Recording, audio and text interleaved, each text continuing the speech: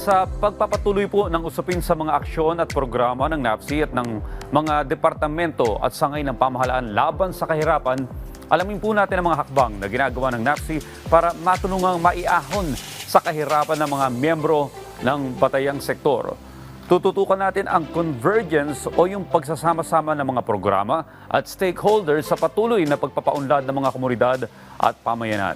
Dito pa rin sa National Anti-Poverty Commission, aksyon laban sa kahirapan.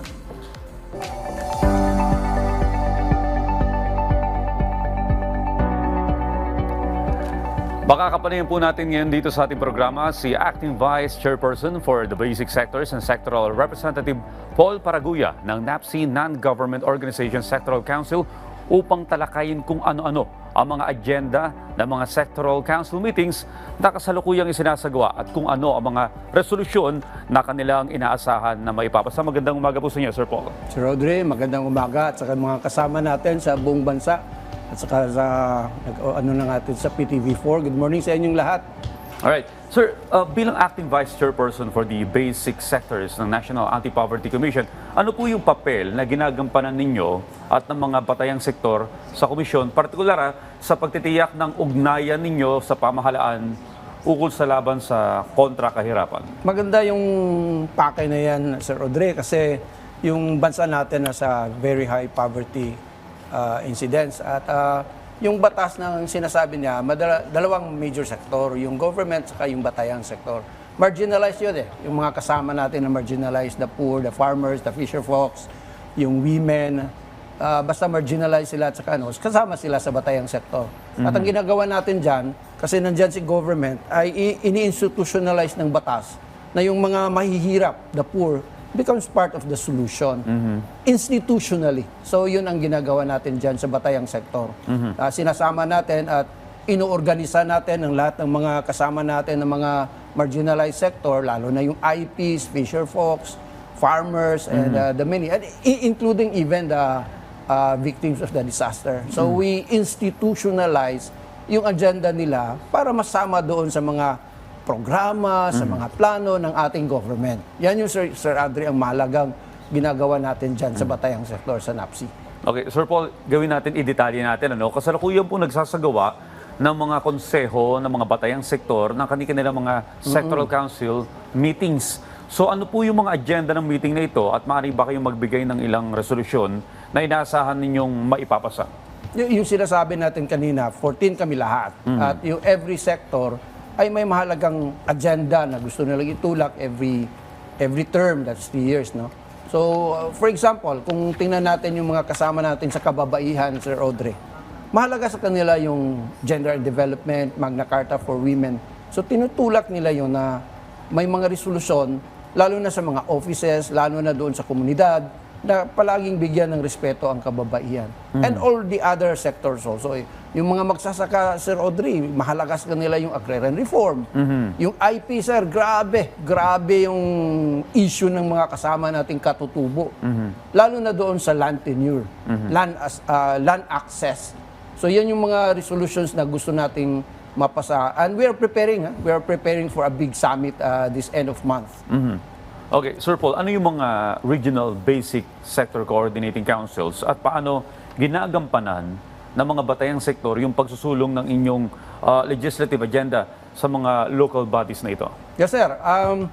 Yung mga councils natin, yung 14 councils, are national push. So yung national programs, national policies. RBSCC is a regional level, geo-regional level. So yung mga batayang sektor natin ay nag-i-engage doon, lalo na doon sa Regional Development Council, which is a very important structure ng government sa regional level. So we try to push geographic regional agenda. Kung may mga housing programs sa local, kung may yung mga mangingisda, Sir Audrey, very important sa kanila yung water allowance nila doon sa ano. So RBSCC is an operational structure, Regional Basic Sector Coordinating Council, is a structure of the poor. So that the poor becomes part of the solution at the regional level. Yan yung mahalaga dyan sa RBSCC. Well, itong mga policies na ito, ang pinaka-importante dito yung implementation. At Yes, sir. with the implementation, kailangan ng coordination ng lahat ng sektor or ng mga kasapi dito. So, paano po ninyo nasisiguro na ito po yung nai-implementa, itong mga napag-usapang polisiyang ito? Gawa ng may batas. So because there is a law, our national government agency partners respects the poor. And we are in one big house, and that's NAPSI. At yung ginagawa natin, sa national, mayroong TAO-TWG, sa local, mayroong RBSCC, kasama natin doon mga regional directors, yung mga regional ng mga offices. At doon pinag-usapan. At sinisiguro natin na pag uupo yung mga kasama nating batayang sektor, ay may klarong bit-bit na agenda. At doon nila sinasabi at nire-respeto. Dinidebate din. Kasi malamang iba ang posisyon ng batayang sektor sa government. Okay lang yan, walang problema. Ang importante ay mag-dialogue, mag-discuss, at the end of the day, mag-agree kung saan hindi magkasundo, at kung saan magkasundo, yun ang itutulak hanggang national, hanggang maging policy siya sa national. Okay, sa pinaka-most recent na policies na inyong tinalakay, maaari po ba kayo magbigay ng example na direktang nakaka-apekto o nakakatulong sa ating mga kababayang nasa laylayan ng lipunan? At least nakatulak tayo, sir, yung mga senior citizens natin. Meron na ngayong department. At maliban doon, yung Magna Carta for the Poor. Unify natin ang lahat ng mga programs, policies for the poor at naging Magna Carta for the Poor siya. So, batas na yan at nakatulak tayo dyan. And then many, lalo na doon sa DILG ng mga policies about participating local special bodies, nakatulak din tayo doon sa mga policies na yon. No? At well, yung sinasabi ko doon sa land tenure access.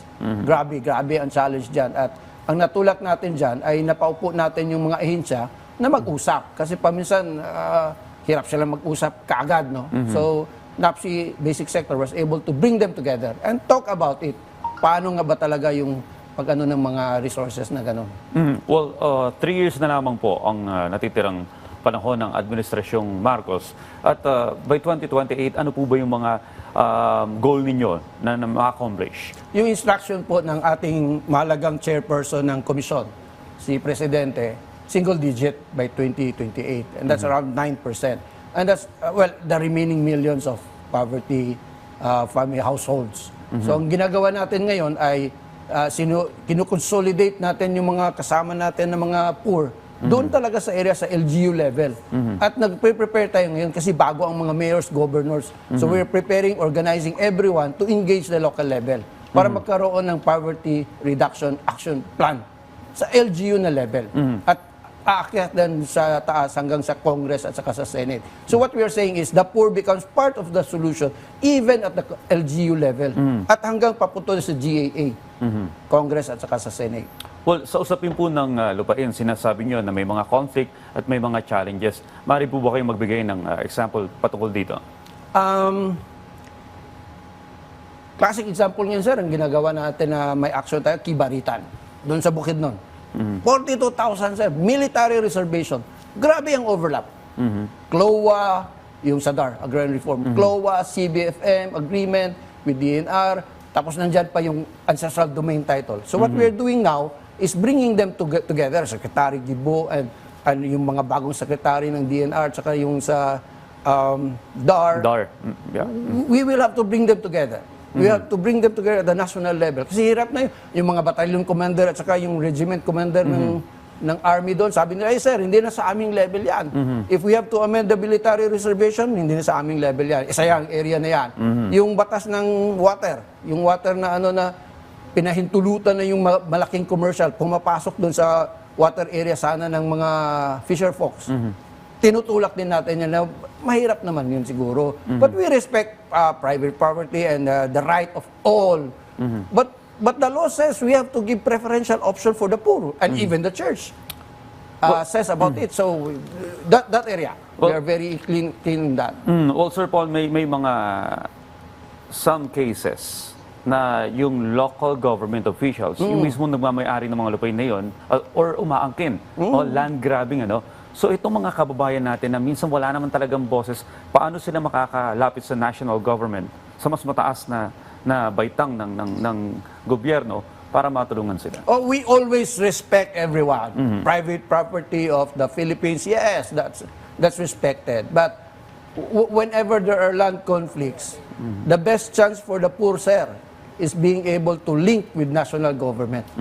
Because local guys, local private sector, and even local government officials has their own power. So, well, ang fighting chance namin, sir, is the national. If we are able to join the national, that's the best chance for the poor. Well, I hope na lahat po ng goal ng NAPSI ay makamit before ang 2028. Ano? Sir. So muli, maraming salamat po sa inyong mga impormasyon na ibinahagi you. sa amin Thank you. ngayong umaga at sana makatulong ito sa ating mga kababayan. Yan po muna ang ating napag-usapan, mga ka-RSP. Inihikayat namin kayong muling tumutok sa ating programa sa susunod na linggo at samahan ninyo kaming umaksyon laban sa kahirapan.